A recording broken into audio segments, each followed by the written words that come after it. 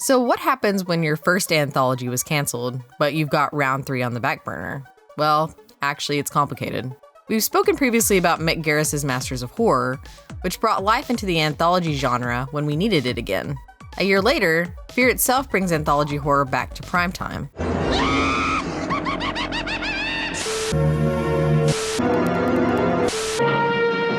Now, if you're like me, anthologies are kind of your life. This is one of my favorite parts of horror, and so being able to see what new takes and tales are on the horizon excites me. Fear itself was essentially the spiritual third season of Masters. The first episode, Eater, dragged me down into the rabbit hole, and before I knew it, I was already on the other side waiting for the next set. Well, the next set comes a little later in the form of Black Mirror and Channel Zero. Oh, it would bother the metal kid in me if I didn't mention the theme, Lie Lie Lie, from none other than System of a Down's Serj Tankian. It's one of the themes that I can't press skip on. If you've all seen Masters, you're certainly familiar on how this works.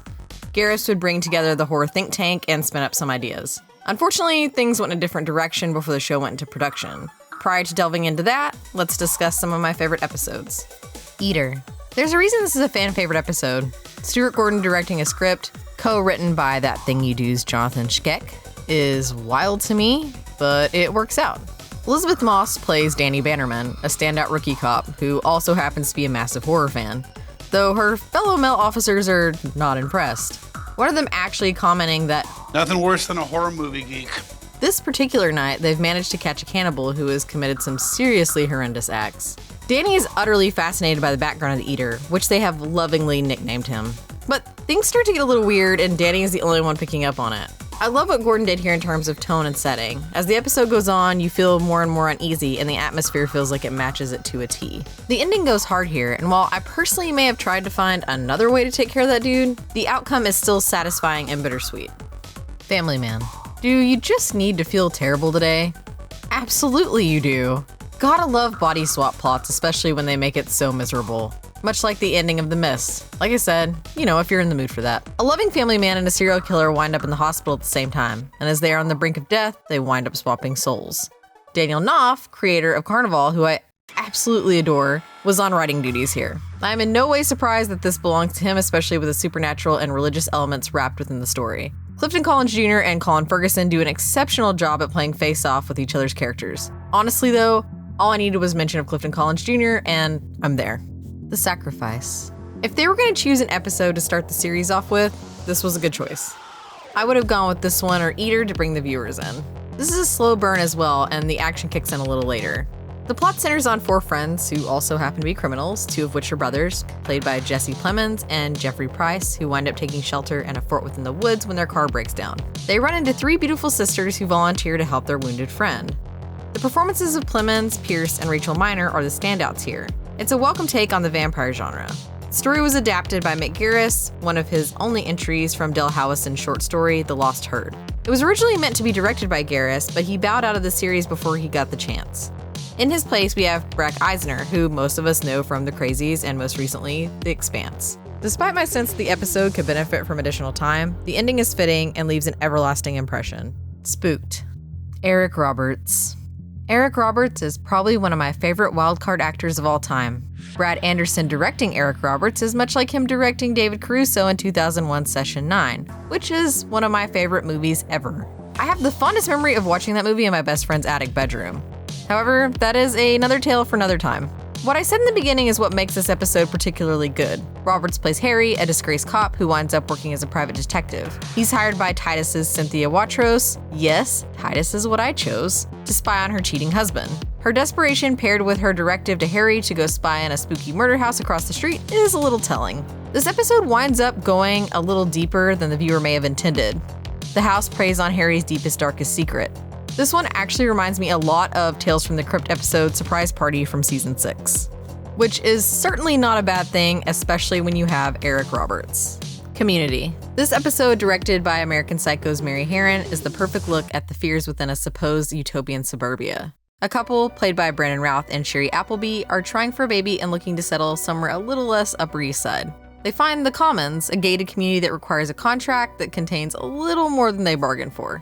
From the beginning, Appleby's character feels off despite the empathy you do have for her reasoning when raising a family. Even though this topic isn't exactly a new one, there's something about it that's hitting differently at the moment than when it first dropped in 2008. It's like a blend of Stepford Wives with a dash of 1984 vibes. I found myself really invested in Ralph's character, and as horrible as it sounds, hope that he would just burn that motherfucker down or get us all revenge in some form or fashion. Unfortunately, the moment you think it's all gonna happen is the moment you're just gutted. Ugh. Now it's time for Where Can I Watch It? You can watch all 13 episodes on the YouTubes, and some of them even offer a director's cut. I will say that recently the ads have gotten ridiculously out of hand, and it made me want to walk outside and scream several times. Roku Channel, Vudu, and Plex are also options. Pick whichever one makes you less crazy. If you crave physical media, you can get this one as low as $8 on some sites. I say it's worth it as the box itself is a headstone with a pretty chill skeleton on the front and engravings of the episodes and features on the back. So, what happened?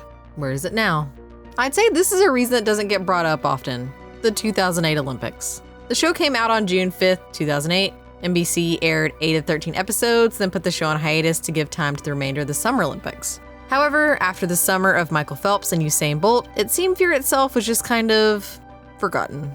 Watching it again, I feel like Masters had stronger episodes, but anthologies. Even the best ones have less than stellar installments. Then, on the flip side, the less than stellar ones end up being the more memorable ones. I'll let you decide which is which here. I personally like it all. It's usually easy for me to pick out the ones that I like, but the longer I think about it, the more and more start to populate in my mind. That's what's awesome about a series like this one. There's so much talent involved that there's a little something for everyone. We also have to mention the NBC factor. Masters originally aired on Showtime, so there was plenty of wiggle room in the creativity department. You could absolutely get away with more blood, guts, sex, violence, just total depravity. Okay, near total depravity. Imprint, cross some lines. Now, time to circle back as to why this was even happening. Well, according to Mick, he quit before the show even went into production.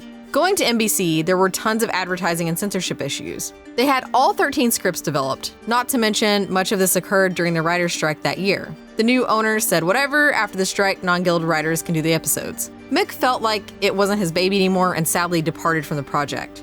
Obviously, he's not a huge fan of what came of the show after his exit, but he says he does love some of the episodes along with the talent involved. One of those episodes being Eater, due to the direction from Gordon. He knows that the show has a fan base and certainly understands even if it's kind of a sore spot. Totally get it. Well, did the rest of it ever get dug back up? Yeah, when the series released on DVD in September the same year. Does Fear itself live up to what Masters of Horror started? In my eyes, but there's some truly great installments that give us fond remembrance. Lately, Mick has been spending his time on his magnificent podcast, Postmortem. But with all the talent he connects with, there's gotta be something stirring inside of him. Maybe it's another anthology with a new mix of writers and directors. Maybe it's something completely different. Either way, I welcome whatever Mick has up his sleeve. Mick, we salute you.